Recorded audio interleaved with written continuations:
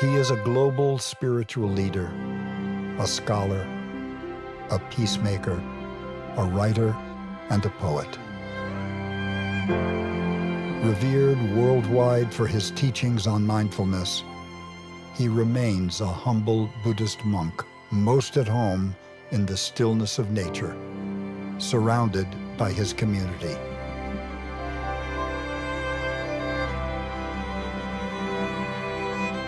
Thich Nhat Hanh has written over 100 books, read by millions worldwide. Martin Luther King publicly nominated him for the Nobel Peace Prize.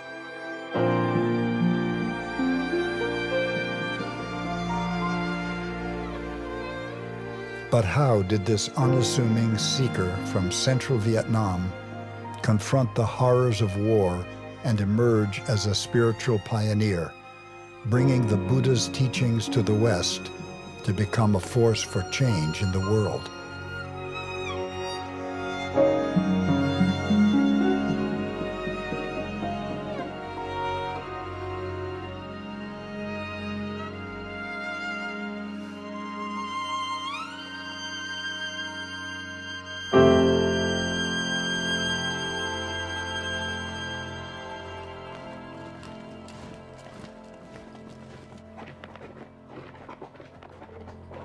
Thich Nhat Hanh was born in central Vietnam in 1926 under French colonial rule.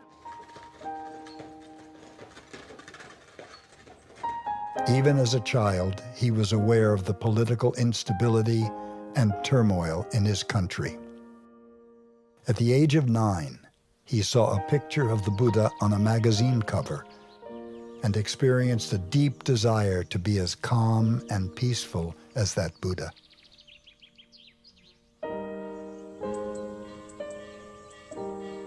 When he was 16, he became a novice monk at Tu Hu Temple in the imperial city of Hue. There he began Zen training and meditation, while also tending buffaloes and working in the rice paddies. He soon mastered classical Chinese and French and devoted himself to the study of ancient Buddhist texts.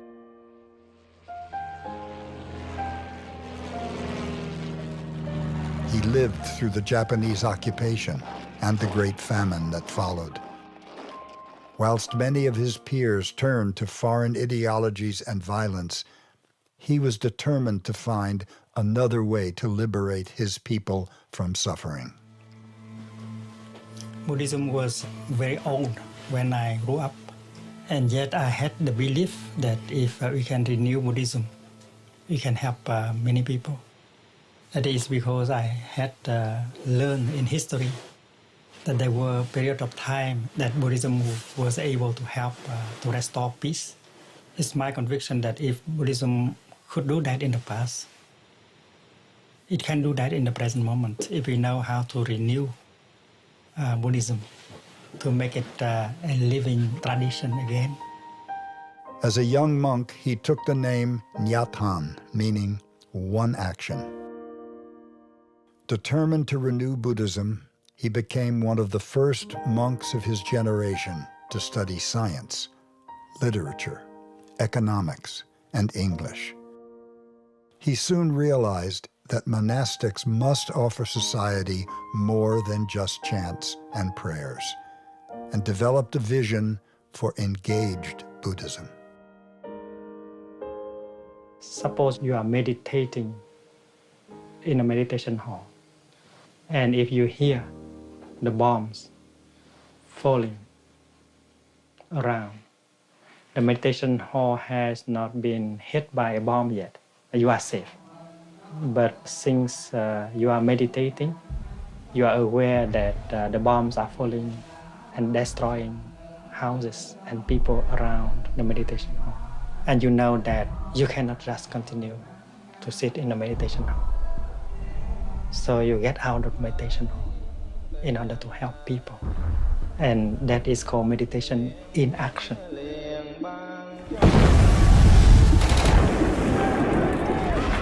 In 1954, as the communist North and anti-communist South vied for dominance, Vietnam was divided and violence raged.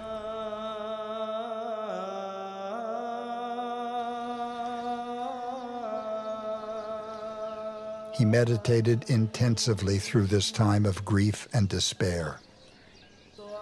Only when he discovered the practice of mindful breathing in an ancient text did he find the key to heal his suffering. He expanded the practice to develop a new way of walking meditation, combining the awareness of breathing with each step. These practical methods for handling painful feelings became central to his life's teaching and have today been taken up by people all over the world.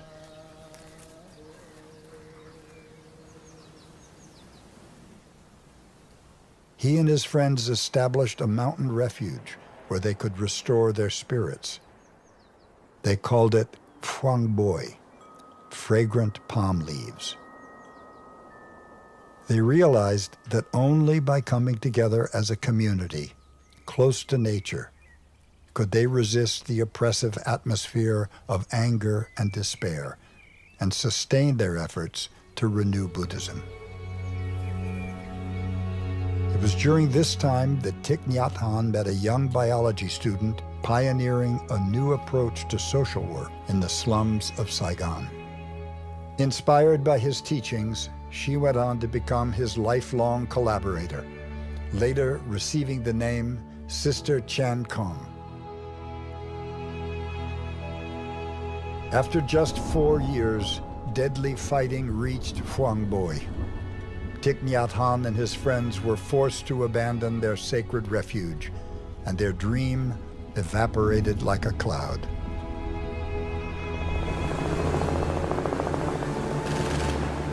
In 1961, as the war continued, Thich Nhat Hanh traveled to study and teach at Princeton and Columbia universities in the United States.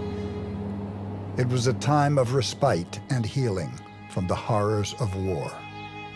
His meditation deepened, and he touched the possibility of true peace, freedom from hatred, fear, and sorrow in the heart of the present moment. He later described his insights there as the first blossoms of awakening.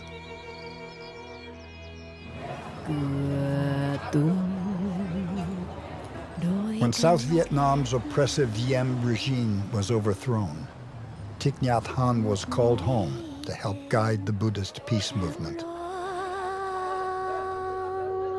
Soon he became a leading light in this non-violent third force that refused to take sides in the conflict. He and his colleagues founded a publishing house, a university, and a leading Buddhist journal which printed 50,000 copies every week.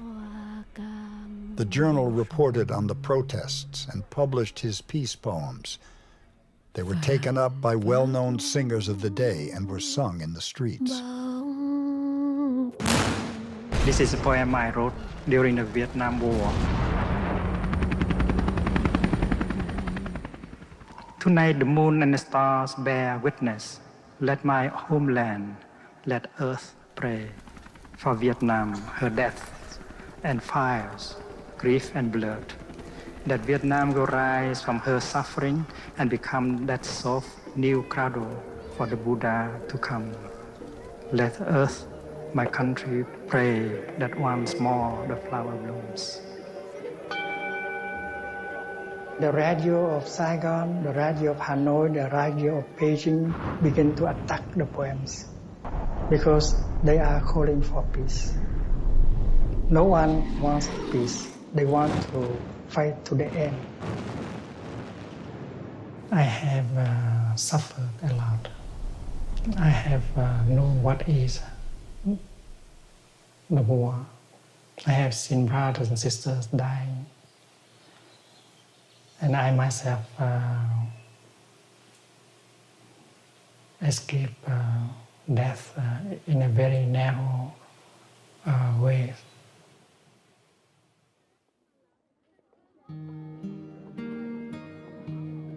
In 1965, Thich Nhat Hanh and his colleagues established the School of Youth for Social Service, a non-partisan Peace Corps training thousands of young people to go into the war-torn countryside to rebuild shattered villages.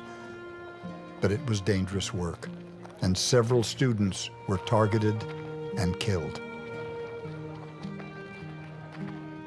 We followed a program for rural development. We created community schools in villages. We work with orphans, war victims, and I can say that we learned from many teachers, and among these teachers, our own suffering, our own difficult situations.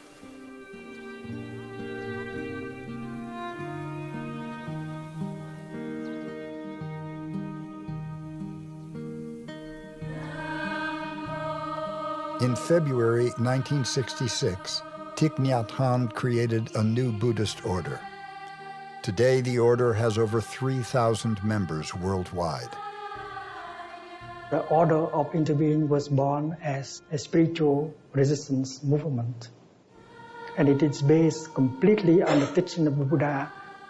And if you read the first mindfulness training, you know that this is the practice of non-attachment to views, freedom from all ideologies. This is a direct answer to the war. The first mindfulness training, aware of the suffering created by fanaticism and intolerance. We are determined not to be idolatrous about or bound to any doctrine, theory, or ideology, even Buddhist ones. This is the lion's roar.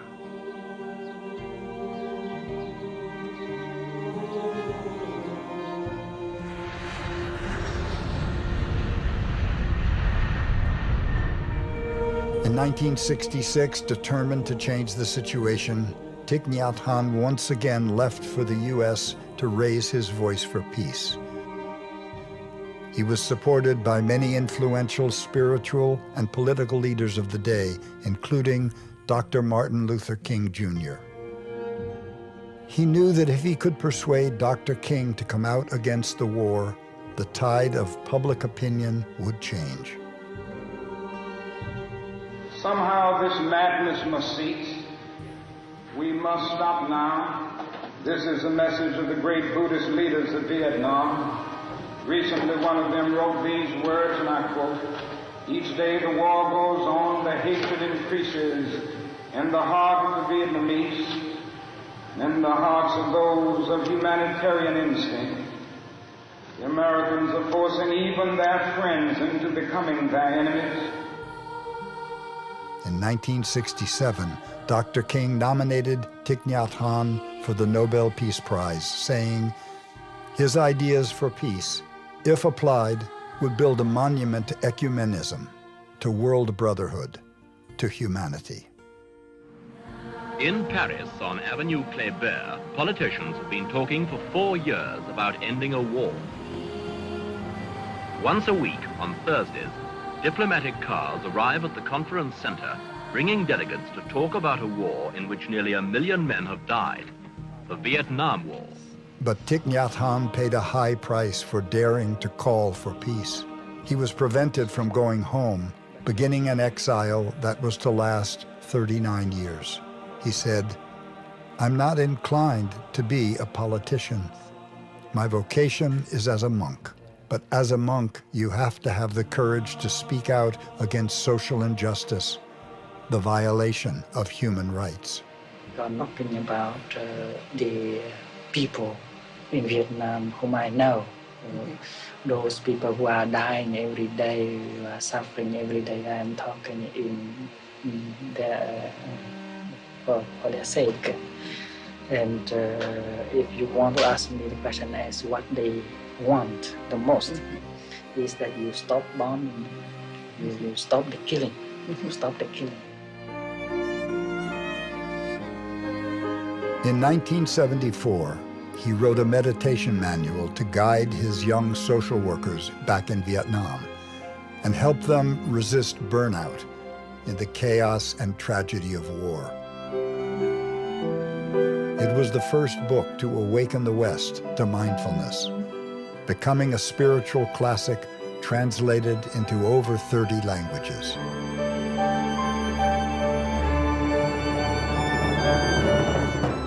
By 1978, the plight of Vietnamese refugees fleeing the communist regime had become a major humanitarian crisis. In Singapore, Thich Nhat Hanh and Sister Chan Kong rented 2 ships and rescued hundreds from the high seas.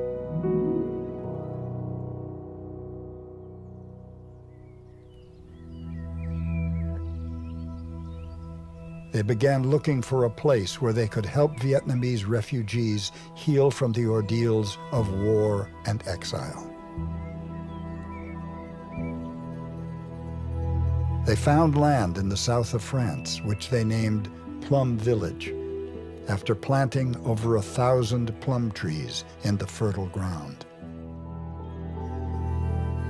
Word spread that Plum Village was a place to deepen meditation practice and receive the Zen masters' direct guidance.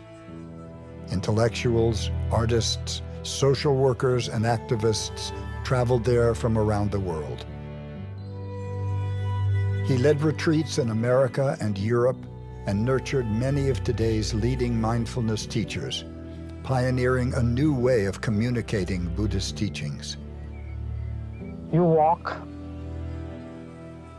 you do it as if you are the happiest person in the world. And if you can do that, you succeed in walking meditation.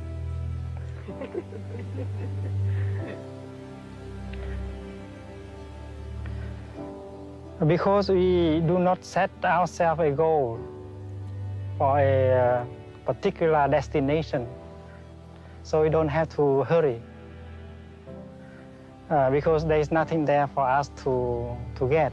Therefore, walking is not a means, but an end by itself. But he soon came to realize that only lifelong committed practice and the trust of a student-teacher relationship would lead to lasting transformation.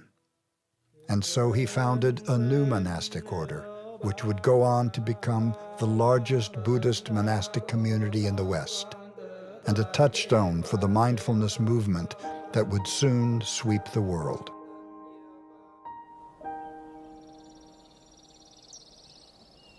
Responding to the growing demand for his teaching and practice, by the early 2000s, the Zen master had established monasteries in Southern California and New York State.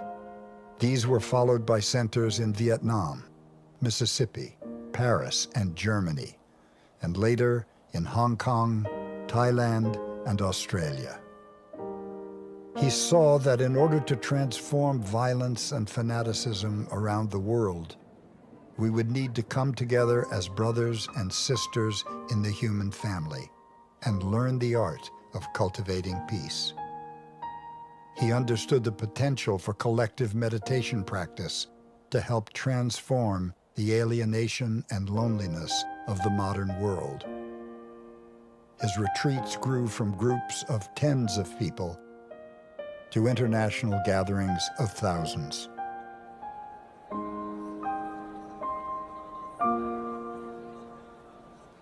We have offered so many retreats of mindfulness everywhere, and a miracle of reconciliation always takes place in our retreat. We learn how to listen to our own suffering. We learn how to look at the suffering of the other person. We suffer less after 4 days of practice. After 39 years of exile, Thich Nhat Hanh was finally given permission to return to his homeland.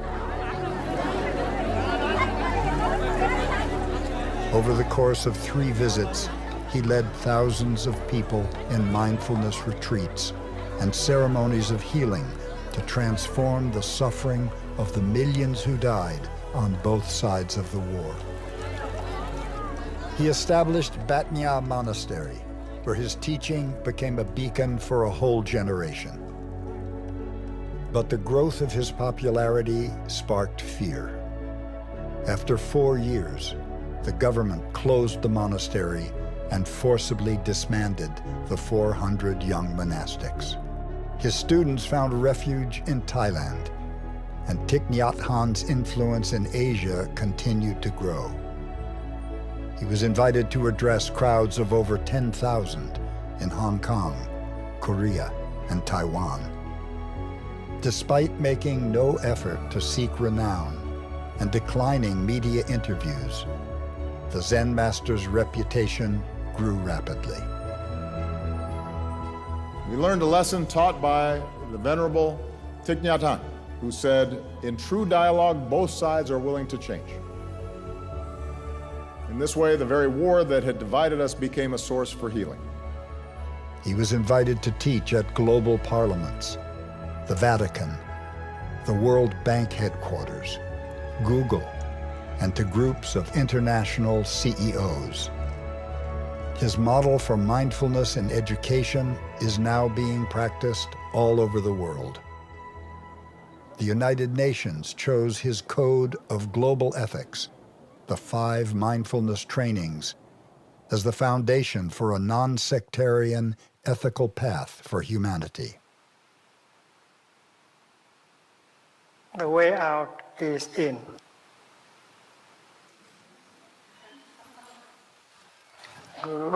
Go back to oneself and take care of oneself. Learning how to generate a feeling of joy, learning how to generate a feeling of happiness, learning how to handle a painful feeling,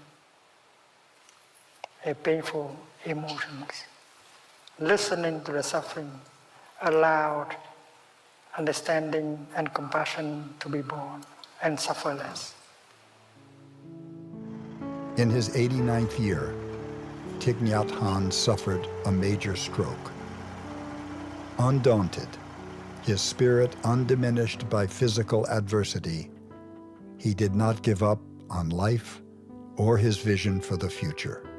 He chose to use the last chapter of his life to return to Tu Hieu Temple in Vietnam and connect his global following with their roots.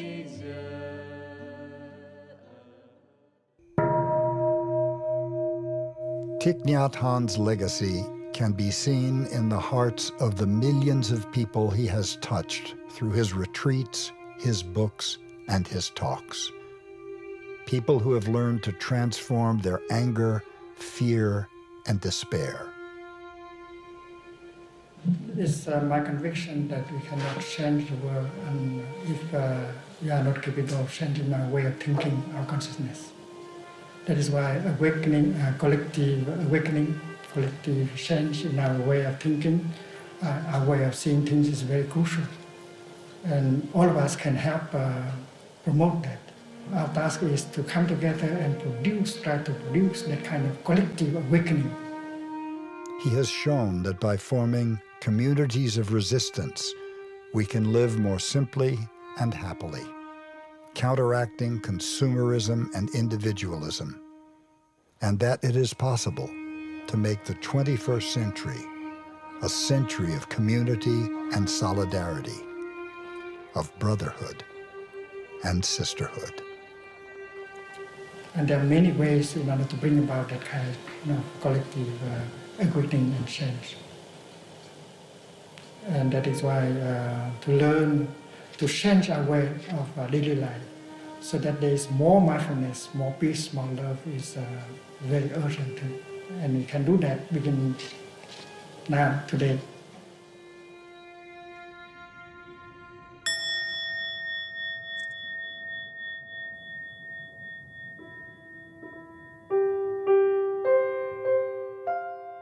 When you wake up and you see that the earth is not just the environment. The earth is in you. You are the earth. You touch the nature of interbeing. At that moment, you can have real communication with the earth.